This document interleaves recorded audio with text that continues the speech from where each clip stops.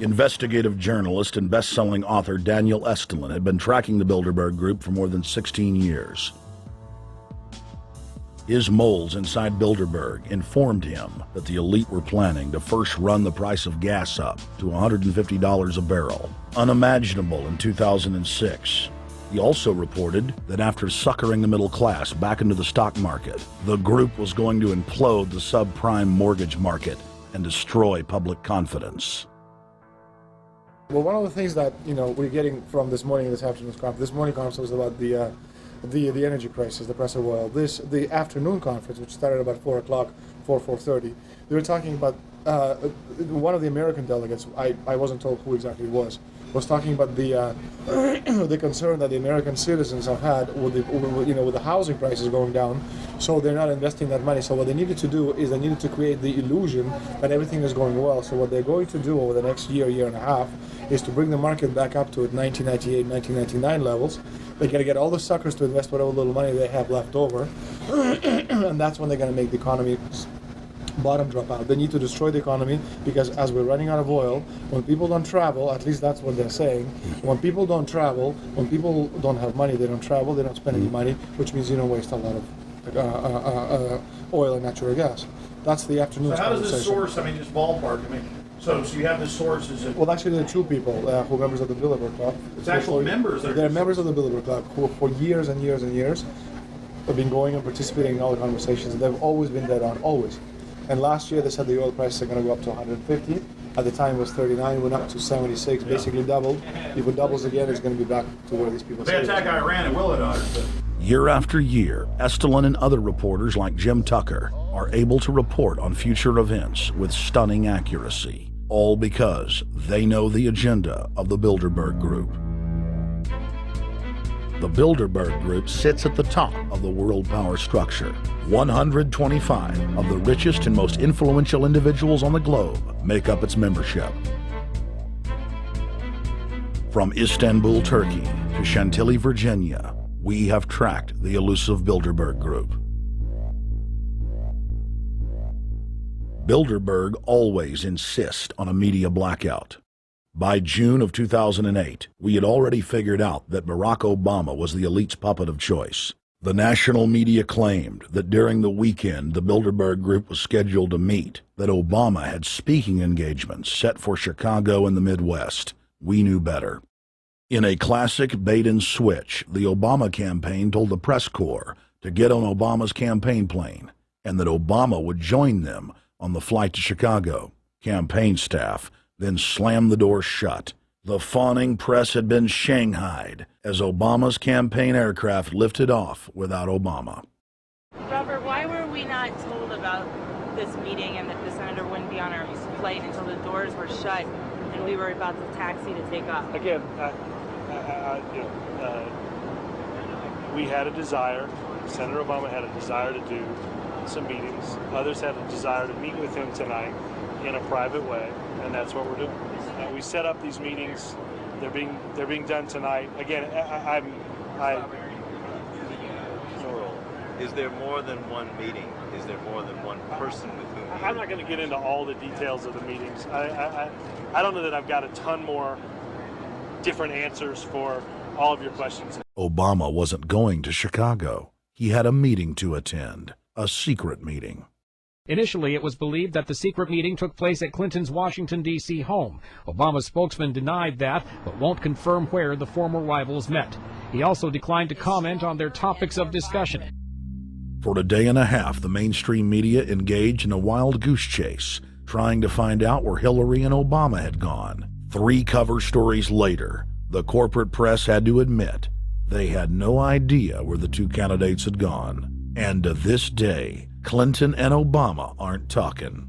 Plenty of sources knew about this meeting, told us and others that it was at Hillary Clinton's house, but clearly it wasn't.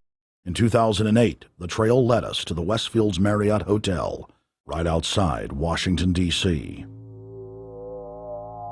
We just flew into Washington, D.C.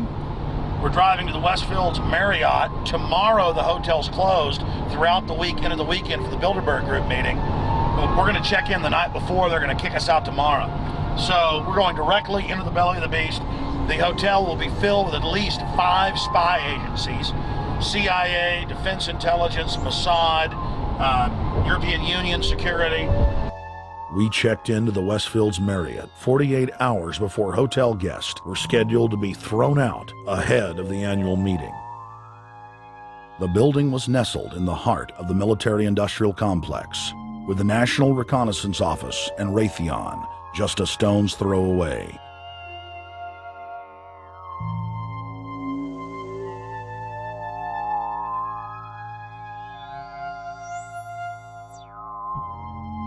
The plan tonight is to try to not get arrested, dodge the security, get in there, get some footage of the elite arriving in the morning, because some arrive before they officially lock it down, and then getting out of the building. That's our plan. I'm also going to be getting a call by a international syndicated radio show, Coast to Coast AM with George Norrie, and all week he's getting briefings from me every night about things as they develop.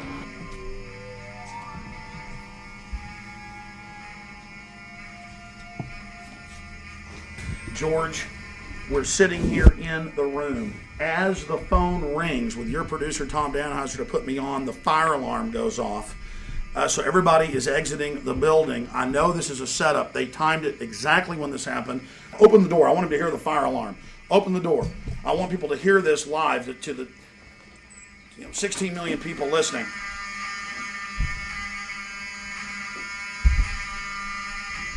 George, do you hear that?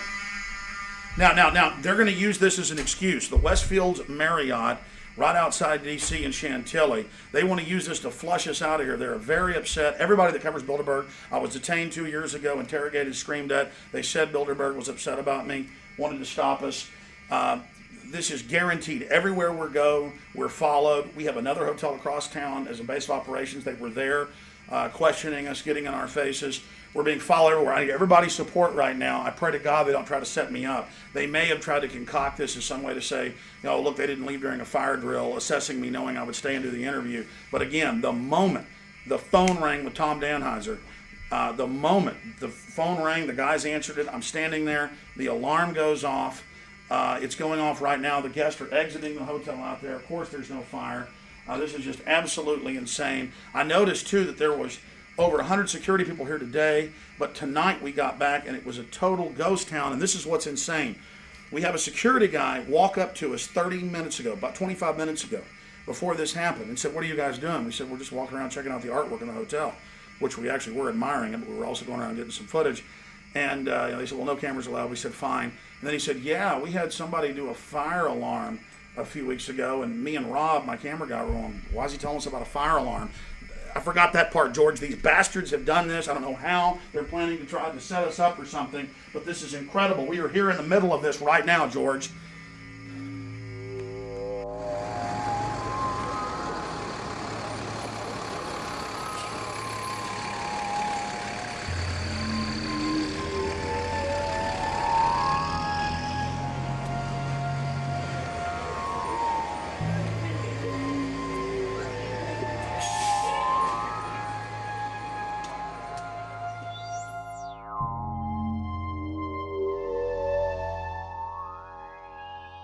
There you go. Stay there. Keep it locked.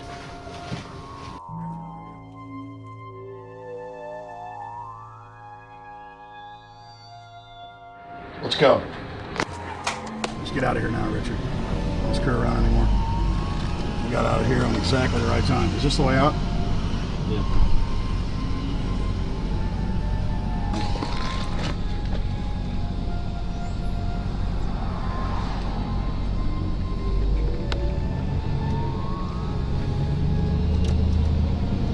We got a car right behind us.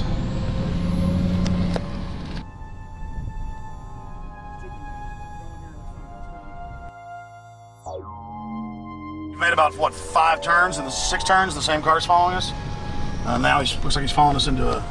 He came out of Bilderberg, he came out of the Westfield. Being a little bit subtle, but... Not too. There he is. That's him over there in the blue car. Yeah.